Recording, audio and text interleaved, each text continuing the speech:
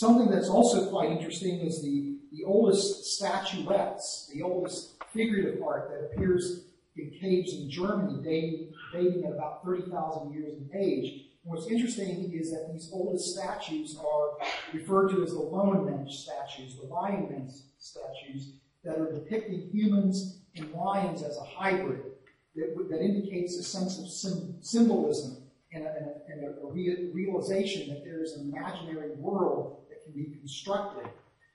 There's also musical instruments that appear at this time frame as well in Europe. And in fact, the oldest musical instrument is fascinating. It's a flute made out of ivory. And this is not a bird bone, which is hollow and which holes are punched into it, but rather this is a piece of ivory which is solid that has to be manufactured in order to produce a flute through a very sophisticated process. And ivory would have been the best material that these first humans would have had access to, indicating a real commitment to musical expression. And again, I'm going to skip this point again. What you're seeing here is this explosion. We imagine that the first artists worked with a small range of materials and techniques and produced a limited range of representations of the world around them.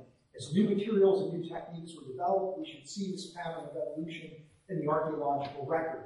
Yet for many outlets of artistic expression, cave paintings, textiles, ceramics, and musical instruments, the evidence increasingly refuses to fit. Instead of a gradual evolution of skills, the first modern beings in Europe were in fact astonishingly precocious artists. So again, I'm bringing these points up not to go down a rabbit trail, but rather to make the point that for a Christian to believe that human beings are made in God's image does have some scientific validity, some scientific rationale when you look at the archaeological record and realize, again, human beings appear to be unique compared to other creatures, and we would understand that uniqueness is, again, resulting from the image of God, which would include morality. Now, something else to consider, and this is the idea that is being proposed by Mark Hauser at Harvard University. Mark Hauser is an evolutionary psychologist and a neuroscientist who is looking at the origin of morality. And granted, he's looking at the origin of morality from an evolutionary vantage point, but there's something that he argues that I believe is quite interesting based on a number of experiments that he's done, and that is that human beings possess what he refers to as the moral organ. And this is how he describes this.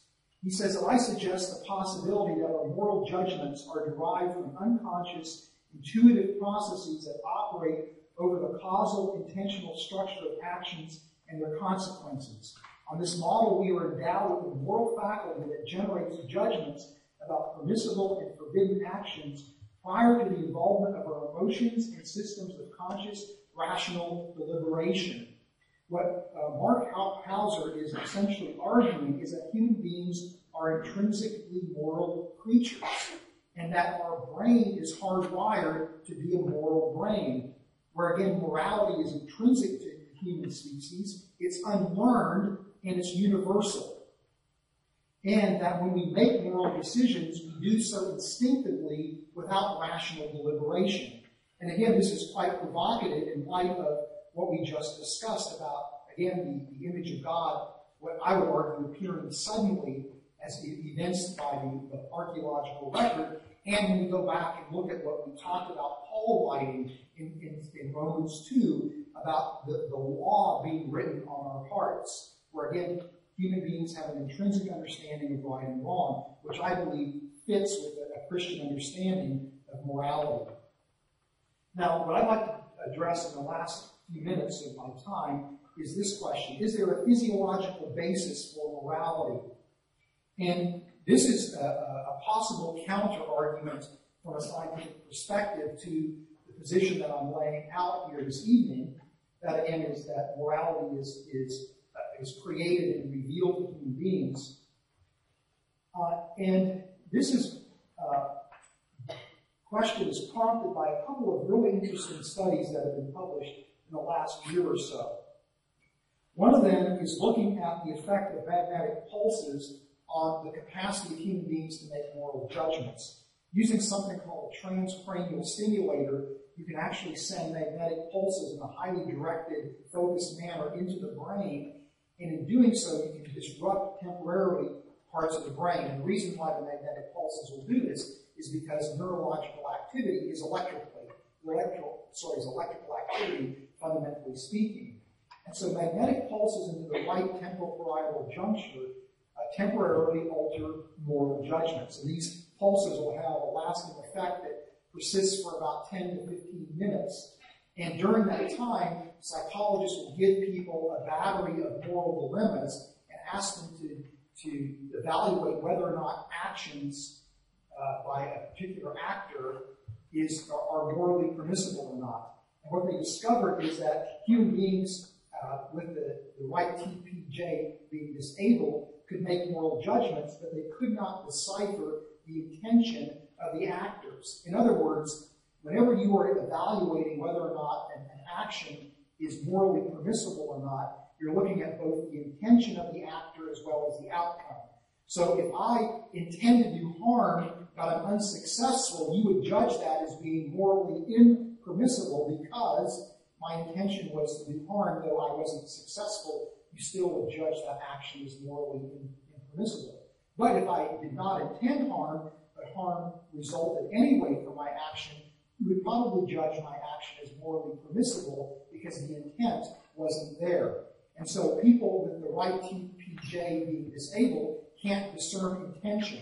And so they can only rely on the outcome to determine whether or not an action is morally permissible. Very fascinating study. But what is concluded here is not that morality is again, lost, but rather that moral capabilities are altered as a result of this magnetic pulse of the brain, that morality still is present. And the belief is that what's happening is that the brain is not able to process all the input it needs to make a full moral discernment and is only operating on partial information. That's why moral judgment is being altered. Another interesting study actually published just a few weeks ago is looking at the effects of serotonin on moral decision-making. And by administering what are called serotonin uptake inhibitors, you can actually alter, again, moral decision-making. Serotonin is a neurotransmitter, and if you expose people to drugs that inhibit the uptake of serotonin, what happens is the brain has elevated levels. And when the brain has elevated levels of serotonin, people will make decisions with regard to moral judgments that are designed to reduce harm. They have a reluctance to cause harm. And in fact, you see this even more in a more pronounced manner for people who have a higher degree of empathy. When you take psychological batteries, people who score high having empathy tend to be even more impacted by serotonin levels than people who are not as empathetic individuals. And in fact, people will actually, with serotonin levels elevated, accept unfair outcomes. They're not as concerned about fairness, provided that accepting that unfair outcome will minimize the risk of harm. So here you have two situations where magnetic stimulation to the brain, elevating brain chemicals, can actually alter moral decision making. And there's I think a tendency to look at these types of results and say morality is ultimately physiological, and that's the only way to explain it. And so this would seem to counter the arguments that I'm making. But I think it's possible to develop a model, a mind-brain model from a Christian perspective that accounts for these types of results. And that is to think of the mind-brain as analogous to computer hardware, computer software, where of course the brain would be the hardware and the spirit or the image of God would be the software. And if you have the best software in the world, if the hardware is malfunctioning, you're not going to have that software being capable of performing. And likewise, if you have really good hardware, even mediocre software can actually perform reasonably well. And so you have this interplay between hardware and software when a computer operates. And likewise, I believe there's an interplay between the spirit and the brain.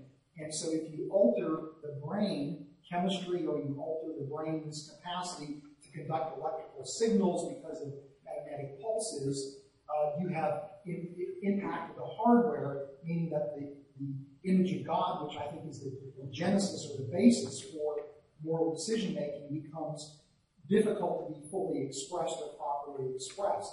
So I do not believe that these particular studies necessarily argue against the idea that morality is ultimately intrinsically designed into human beings.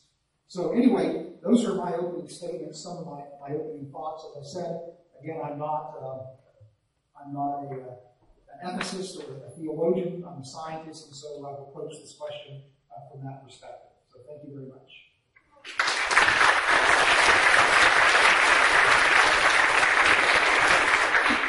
Thanks, guys. Next, Untitled Chapter.